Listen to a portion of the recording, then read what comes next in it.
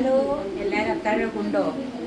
ഞങ്ങൾ ഇന്ന് അത്താഴം ഉണ്ണാനും താമസിച്ചു, ഞാൻ ഉണ്ടാക്കാനും താമസിച്ചു. എനിക്ക് ചോറിനാൻ വയ്യാത്തതുകൊണ്ട് ഞാൻ ഇന്ന് അത്ര അമ്മായിയുടെ അവിടെ നിന്ന് ഒരു കഷ്ണം ഒരു ചക്ക തന്നു. അത് ഞാൻ കുറച്ച് ഒരു 5-8 പച്ചക്ക അങ്ങ് തിന്നു.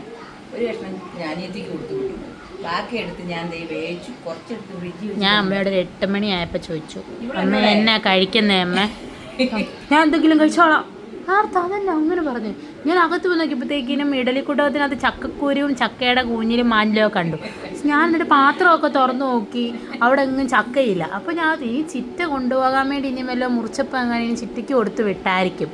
അല്ല, എന്നാലും വേവിച്ചെങ്കിൽ ഇവിടെ കാണുമല്ലോ, അല്ലെ വരുമ്പോഴേ അമ്മ പറയുമല്ലോ. കണ്ടില്ല. ഇവിടെ ഞാൻ നോക്കുമ്പോൾ ഒരാൾ എഴുന്നേറ്റ് വന്ന്, അപ്പോൾ ഏട്ടപ്പൻ്റെ കൂട്ടുകാരൻ വന്നു. പിന്നെ ഏട്ടപ്പൻ കൂട്ടുകാരൻ കൂടെ പുറത്തോട്ട് പോകാൻ വേണ്ടി പോകാമെന്ന് പറഞ്ഞു. ആ നോക്കുമ്പോൾ ഒരാൾ, ഞാൻ നേരെ ഫ്രിഡ്ജ് തുറന്നിട്ടില്ല എന്നുള്ള സത്യം.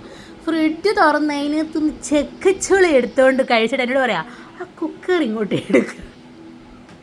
ഞാൻ ചക്ക അരിഞ്ഞങ്ങ് ഫ്രിഡ്ജിൽ വെച്ചു. ഇപ്പം നല്ല ചൂടാണ് കണ്ടോ.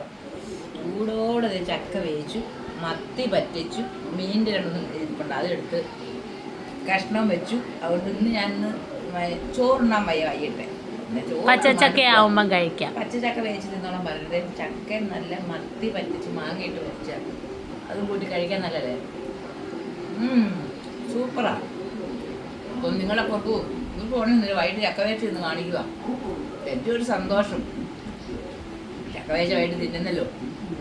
അതുകൊണ്ട് ഒരു കാര്യം ചെയ്യ്, ചക്ക വേച്ച മത്തി പറ്റിച്ചും കഴിക്കാൻ എല്ലാവരും ഓടിവായോ, ചക്ക വേച്ച് കഴിക്കാം.